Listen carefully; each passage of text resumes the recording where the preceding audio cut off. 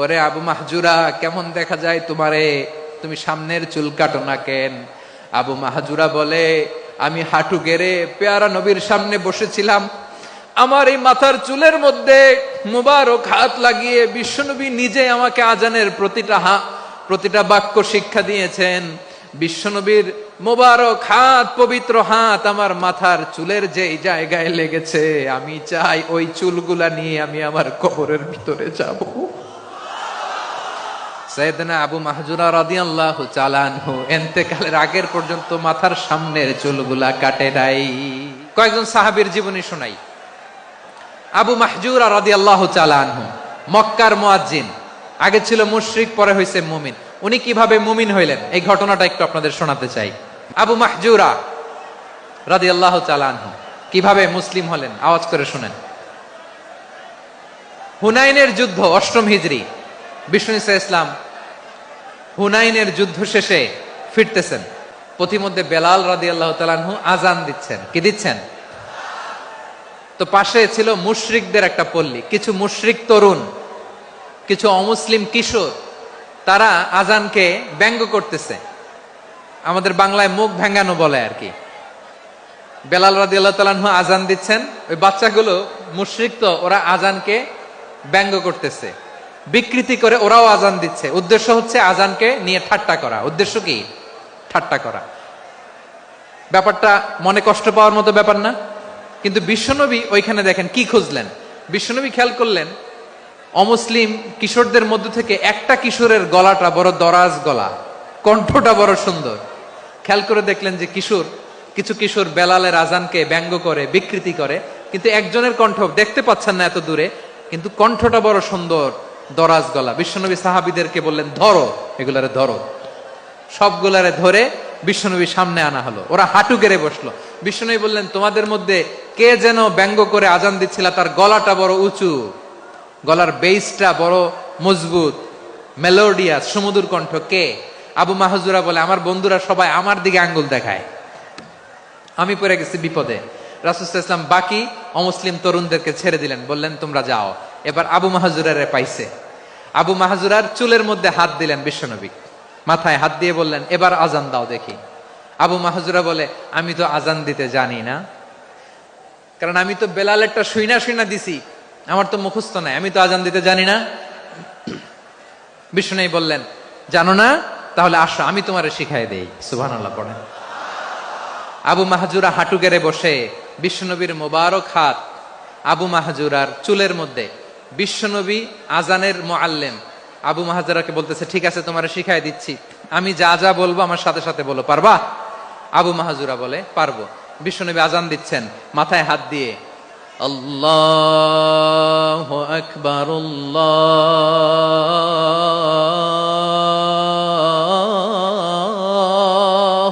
আকবার। আবু মাহজুরা এই বাক্যটা পড়লেন। বিশ্বনবী দ্বিতীয় বাক্য পড়তে আরম্ভ করলেন, আল্লাহু আকবার, আল্লাহু আকবার। আবু মাহজুরা এই বাক্যটা বললেন। বিশ্বনবী আবু মাহজুরার মাথার মধ্যে হাত দিয়ে তৃতীয় বাক্য পড়লেন, আশহাদু আল্লা ইলাহা ইল্লাল্লাহ,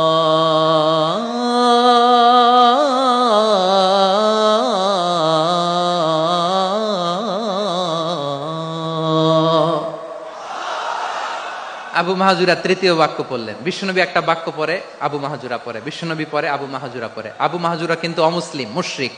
আবু মাহজুরা বলে, এক একটা বাক্য পড়ি আমার কলিজাটা গলে ঠান্ডা হয়ে যায়।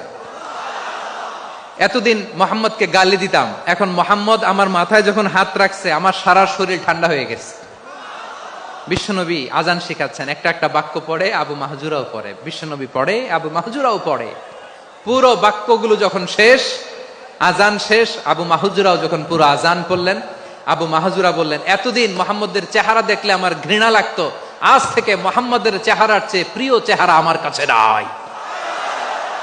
আবু মাহজুরা বললেন, ও মুহাম্মদ, আজানের বাক্য তো আপনি আমারে শেখালেন, এখানেই শেষ করবেন না, আপনি আমারে পড়ায় দেন লা ইলাহা ইল্লাল্লাহু মুহাম্মাদুর রাসূলুল্লাহ সাল্লাল্লাহু আলাইহি ওয়াসাল্লাম।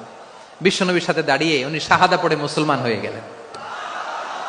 এবার আবু মাহজুরা বলে, ইয়া রাসূলুল্লাহ, ইয়া হাবিবাল্লাহ, আমি মুমিন হয়েছি, মুসলমান হয়েছি, আপনার কাছ থেকে আজান শিখার সৌভাগ্য আমি লাভ করেছি গো নবী। আমার কণ্ঠের বড় তারিফ করেছেন আপনি, আমার আজানকে আপনি পছন্দ করেছেন। একটা জিনিস আপনার কাছে চাই, আপনি আমাকে মক্কার মসজিদুল হারামের মুয়াজ্জিন হিসেবে অ্যাপয়েন্ট করে দেন। বিষ্ণু ইসা ইসলাম বললেন, যাও আবু মাহজুরা, আমি তোমাকে পৃথিবীর শ্রেষ্ঠতম মসজিদ মক্কার মসজিদুল হারামের মুয়াজ্জিন হিসেবে অ্যাপয়েন্ট করে দিলাম। দেখছেন কিভাবে ট্যালেন্ট হান্টিং করতে হয়, কিভাবে হিউম্যান রিসোর্স মানব সম্পদকে ব্যবহার করতে হয়। আসছিল আজানকে ভেঙ্গাইতে, আসছিল কেন? আজানকে ব্যঙ্গ করার জন্য, বিকৃত করার জন্য। আজানকে বিকৃত করতে যে ইসলামের সবচেয়ে শ্রেষ্ঠ মসজিদের মুয়াজ্জিন হয়ে গেল। পড়েন সুবহানাল্লাহ। হযরত আবু মাহজুরা রাদিয়াল্লাহু তাআলা আনহু ওনার এই সুললিত কণ্ঠ ব্যবহার করে মসজিদুল হারামে এত সুন্দর করে আল্লাহু আকবার বলে আজান দিতেন, মানুষগুলোর, মুসল্লিগুলোর, মক্কাবাসীর হৃদয়কে তিনি বিগলিত করে দিতেন। মানুষের হৃদয়কে ঠান্ডা হয়ে যেত। শুধু এখানেই শেষ না আমার যশোরের ভাইয়েরা, বিশ্বনবী যখন সাইয়েদনা আবু মাহজুরা রাদিয়াল্লাহু তাআলা আনহুকে আজান শিখাচ্ছিলেন, বলেন তো বিশ্বনবীর হাতটা কোথায় ছিল? আবু মাহজুরার মাথার সামনে, এই চুলের উপরে ছিল।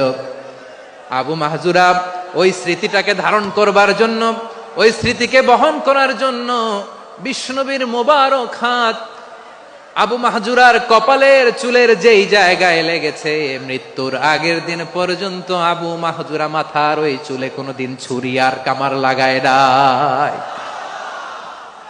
সেখানে কেচি লাগায় নাই, চুলের মধ্যে খুর লাগায় নাই। আবু মাহজুরা ডান দিকের চুল কাটতো, বাম দিকের চুল কাটতো, পেছনের চুল কাটতো, সামনের চুল কাটতো না।